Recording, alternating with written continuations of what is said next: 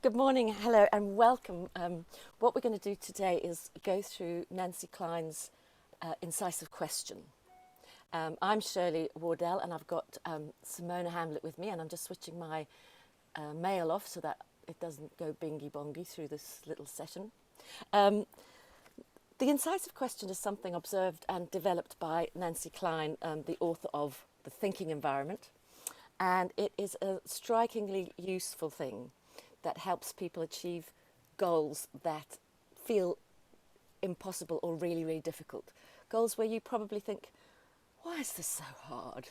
Why is my life so hard? Why haven't I got a theme tune or something like that? So we're going to look at incisive questions, but the first thing I would like to say about an incisive question is that we assume it's not necessary. We assume that people can and will think for themselves in the right conditions. And I'll say a bit about the right conditions, and I'd love to hear your thoughts, Simona, because you've done some training with me. But the right conditions are where the listener, in our case the coach, is so convinced that this person's going to work it out. They're just happily, patiently, fascinatedly waiting for them to sort it out until they don't. And so what are your thoughts on the right conditions, Simona? I think that really echoes it is that unconditional belief that somebody can take their thoughts to where they need to go. And occasionally there is a point where there's a bit of stuckness, and we then need to kind of create a different opportunity for them to think slightly differently, because we've quite often what we're thinking about are things that we've already thought about, and then we want to move it forward because we just get a little bit stuck. And I would echo that, and that, the conditions are when we're fully listened to and fully heard, and as we both are advocates of, without interruption. Sometimes just that opportunity of speaking without interruption and knowing that you're not going to be interrupted can be enough. And sometimes there's this little extra bit, and my understanding is that's where these incisive questions can really move us forward. Yeah, beautifully described. And that we all make assumptions, we make sense out of life. And some of our assumptions are so good for us. I assume I'm slightly better looking than I am. I think that's great. So lovely for me. And probably I think assume I'm slightly cleverer than I am. Those work for me. And then other things where I might not feel worthy. So therefore I wouldn't expect to succeed at something. And those less happy assumptions might get in my way. So what I'm going to do now is start. Oh, and the first thing that I say is you do not need to look at assumptions unless there is a goal that's difficult. So if you're sorting it out and making plans and solving your problems, enjoy. No assumptions need to be looked at. It's when you say there's something, and I'm going to say something now that I would like to do more of, and say to, let's say, to be a better leader is my goal. I'm going to pick that as how would I be a better leader? And it does feel difficult for me. So I've articulated that goal. So the first question on this little sheet, which I can make available to everybody, is what would your challenging next step be? And Simona, feel free to go through this in your head with me. And if there's anything that you feel is tame enough to share it. And if it all is gorgeously deep, leave it private, because that's I've already chosen a journey that I'm going to work through. So if my challenging next step is to be a better leader. And as you said earlier, Simona, let's assume I've thought about this many, many times before, and there's certain bits that I'm just not believing in. So the next question I would ask us, and I'm going to do this with you, is what are you assuming that's stopping you from being a better leader? Or what might you be assuming?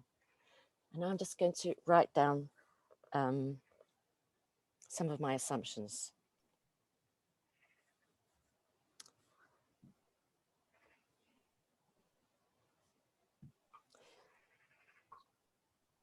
And if you would like to do this for yourself now, identify a a goal that you'd like to take, and this is for anyone listening, you can use this process yourself while we're doing it. We're leaving enough time for you to go through this process and see where it takes you. So what else could you be assuming? And I'm asking this of myself, but I would ask you in your own words. So if it were me, what else, Shirley, are you assuming that is preventing you from being a better leader?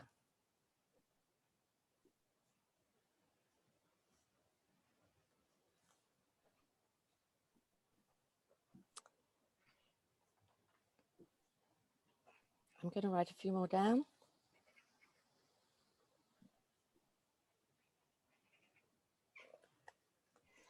And I'm going to ask you one more time. What more could you be assuming that makes it difficult for you to be a better leader?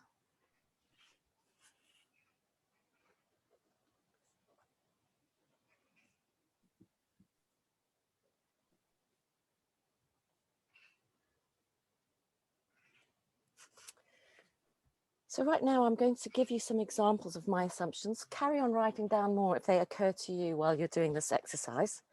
And I'm going to explain some of these assumptions. So I'm too small. I was the smallest of 4 daughters, and my mother was a little bit sometimes overprotective of me. I was the second eldest, so it didn't suit me to be the smallest. I thought, you know, second in line for prizes and responsibility, but I was too small. I'm not good enough. Now, fundamentally, we don't really know whether I'm good enough or not. But when it's unprovable, how would I prove whether I'm good enough to be a better leader or not? So when it's an unprovable, we take the positive philosophical choice and we would challenge that assumption, I'm not good enough, if that's the one that's most in my way. The other assumptions I've got there isn't time. I will never be organized enough to be a leader. I'm a woman. Other people lead, not me. It isn't necessary for me to lead. So those are a sample of assumptions that I've come up with that I'm happy to share. So now I'm going to ask the question of all of those assumptions and any new ones that might come to your mind right now, which is the most in the way of you being a better leader? And you need to choose one. We can only work with one assumption at a time. Which is the most in the way of you being a better leader? And for the purpose of this exercise, I'm going to choose the very common and heartfelt assumption, I'm not good enough. There are many other ones that could be most of my way here, but I'm choosing I'm not good enough. So if I were my own coach, I would say to myself, Shirley, do you think it's true that you're not good enough? And what are your reasons? So truth is a tricky concept, isn't it? So I would say, I don't think it's true that I'm not good enough. It is unknowable, so I might as well assume that I have it in me to be a better leader than I am now. Given that I'm always learning and life, I won't stop learning until I die. I would say that I don't think it's true that I'm not good enough to be a better leader, because I can learn. I can just shave off add a tiny bit of betterness each time. I don't have to be 20% better each time. I can just be 1% better each time. So my agreement with myself now is that it is not true that I'm not good enough. And those are my reasons for saying it. So now... It's interesting on that. So with one that I picked, I went to, no, I don't think it's true, because on reflection, I've never had any feedback on that. I've never had anybody comment on it. I've never had anybody make a sly comment. So actually there's no evidence that belief of myself is true, because there's no evidence of it. It's never been reflected back to me from somebody else. And I wanted to to share that, having done this exercise obviously with you before, is it doesn't always come out no. So sometimes actually we do answer this with a yes, I do think it's true, because I felt that was important in case anybody's listening to this and goes, I've got a yes there. Thank you. And thank you for saying that, Simone. That's really helpful. And it's, do you think it's true? And lack of evidence could be reason for it being true or not true. Yeah. And so if you can just go and find out the answer to that, if feedback is the answer, I would just say go and get it. go generate some evidence. Yeah. And if evidence is not possible, to assume the positive. So that is kind of the rule with this. If proof is not available, then we assume the positive. So that can be a challenge if you feel that there's evidence to the contrary, that you're, that in my case, that I'm not good enough. Yeah. Which I certainly could generate evidence for that, which I'm not going to because it's too painful. So if it's true and you've stated your reasons, there's no evidence, and that's why, that in this process, and this process, if you learn it in its full method, is so varied and subtle, but this is a simplification of it, which is so useful for individuals when it's in the way of a specific goal. I'm reminding you, only look at its assumptions when it's in the way of a specific goal, or for groups where we're making random different assumptions and we're not assuming the same thing. So wonderful for a facilitator to say to a group, what is making it difficult for us? What are we assuming that makes it hard for us to publish more? I often work with research teams and they've always got to publish and present papers. So what are you assuming that makes it hard for you to publish? What are we assuming as a group that is making it hard for us to publish more? And it's just fascinating to list them and do nothing with them. Just list them and maybe investigate which are facts, which are possible facts, and which are kind of unprovable.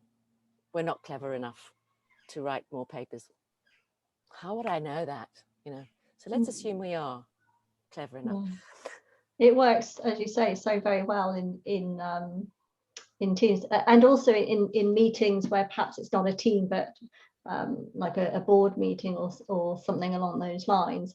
So quite often I ask a question around that, which is, what are we assuming about our clients? What are we assuming about our industry in relation to be able to make a profit in the next quarter? Because we can sometimes not notice those assumptions, and they may or may not be true. Very, very effective question to be used. Yeah, absolutely. And saying, I'm assuming there's no business out there. Well, the market, that can never be 100% true. There's some business. The market might be tougher than it was 5 years ago, or the market might be down by 10%. I mean, during the pandemic, things were only down 25%. I thought, why hasn't everything stopped? Why is it just 25%? I would have assumed it was down 90%, but it wasn't. So thank you for bringing that perception of the world is, if you're assuming there's no business out there, and the truth is it's down by 25%, that's a big difference in your thought process. Yeah. Great example. So now I'm going to say, okay, so Shirley, if it's not true that you're not good enough, what are your words for what is true and liberating? And liberating will then help me to achieve my goal. So, and you can ask this whether you think it's true or not true. So let me give you an example of what I would say in your case, Simona. If it is true, and that is making it difficult for you to achieve your goal, what do you think you could assume credibly instead that is liberating? So you can actually just choose temporarily to believe it to be different. Yeah, absolutely. Yeah. And that's not saying you're stupid and you don't know what you're doing. It's just saying entertain that thought for a second or two, not that. So if I was to say there isn't enough time to be a better leader, so that could be true. And I could justify that. But if I say, well, Shirley, that assumption that there isn't enough time is preventing you from being a better leader, what would you need to assume that would make it easier? And then I would say that if it's a priority, I can carve out time. And that would be a liberating assumption. So in my case, I'm not good enough. I have to make the words resonate with me. So I have to say, if you knew that you're just about good enough to be, how would you go about being a better leader? So we turn the liberating assumption into a question, which brings back in your goal that you stated at the beginning. So my goal to be a better leader, my liberating assumption that I'm just about good enough. Your words matter. Feeding back the client's specific words are respectful, and it fits with clean language and neurolinguistic programming and so many other theories that have been very well described up until now. So make the question, and this is it. This is the incisive question. And Simona, if I gave it to you, perhaps you could ask it of me a couple of times, what my incisive question is.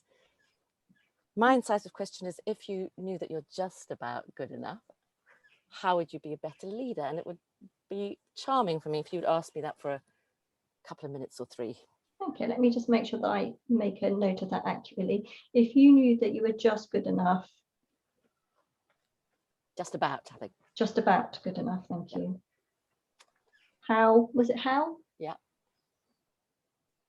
How would you become a better leader? Yeah, lovely. Thank you. Just making sure I've got it right. Thank you. And what Simona's doing now is really important, because your words matter, and sometimes to some clients even the punctuation matters, but just about good enough is kind of playful for me. If just good enough is a bit more pejorative, so this is all in my head, nobody would know. That's why the words matter. Thank you for being so precise. So over to you to ask a couple of times. Okay, Shirley, if you knew that you were just about good enough, how would you become a better leader? I would reflect on my leadership roles earlier in each project, earlier in each process. So there is a kind of very predictable challenge that comes up, which is to do with delegation and being organized, and therefore delegation. Because what I've realized over the time is I'm actually a very good delegator, but to delegate well for the project, you have to be organized. You have to have preempted some of the things that are coming up. So so that's the first thing, thinking about it a little bit sooner and mapping out those very predictable moments where I'm going to need somebody to take over the work from me. Okay. And if you knew that you were just about good enough, how would you become a better leader? I would make a note of the things that came up. So say, for example, I'm starting to think of a project that's coming up quite soon. So what I learned from a project I did in February, which I've got, is have people autonomous, give them autonomy within a framework. So that I did, and I logged that. So if people can do something that they want to do, that they enjoy doing, and that I set up really early in the process. And by giving them the vision early on. So that worked well. But what I didn't check up on, which I would like to do next time, is how do they feel about being autonomous? What do they need? And a couple of people came to a project unprepared, and I had asked them a little bit, but I think people they sounded very well prepared, and they sounded very self-sufficient. And I just thought, great, that's easy. Phew! I didn't investigate the depth of, what do you typically need on the day? Are you an early person? Are you a late person? And also sharing my anxieties. I'm an early person, so if people are late, I'll get very stressed. How does that affect you? So sharing some of my known issues and just saying, how can you support me, and how can I support you? Wow, I like that. Thank you. I won't have you ask me again. Okay. But that was perfect. You've demonstrated it perfectly. Thank you. Thank you. So that, if you want to reflect on what I said there, I'm just going to say a little bit more. The method goes on. Simona would continue to ask me that question until we ran out of time, or I said there's nothing more. And then I might start, if I've still got more time, I might start a new goal or a new think. Any thoughts or questions about the incisive question, Simona? You started with commenting that we would be leading towards what would your challenging next step be. So where would that fit into this? process. My challenging next step is to become a better leader. So that was just to clarify for everyone, that was the goal. Yeah. Yes, okay. I changed so the question is what is your challenging next step? And my answer to that is to become a better leader. Thank you for clarifying that. And then we go back to the goal. And then that makes a beautiful, incisive question. And if you're lucky enough to have done any of this type of work, you will know that we finished with a bit of an appreciation. So I'm going to appreciate Simona, and then Simona's going to appreciate me. So Simona, what I appreciate about you is your reliable and insightful support. Since I've met you, you have been somebody I can count on to support me and help me. And it makes the world feel a friendlier place because of it.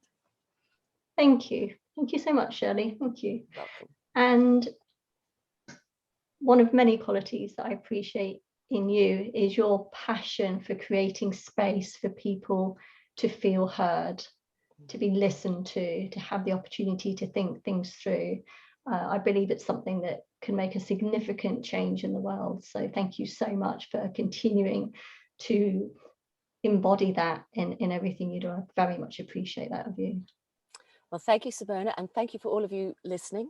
And I hope you find some value. I will put the sheet that we've just been through up on the YouTube channel, so you can download it. And if you can't, just Google me and I will email it to you personally. Lovely to talk to you today. Thanks, Simona. Bye.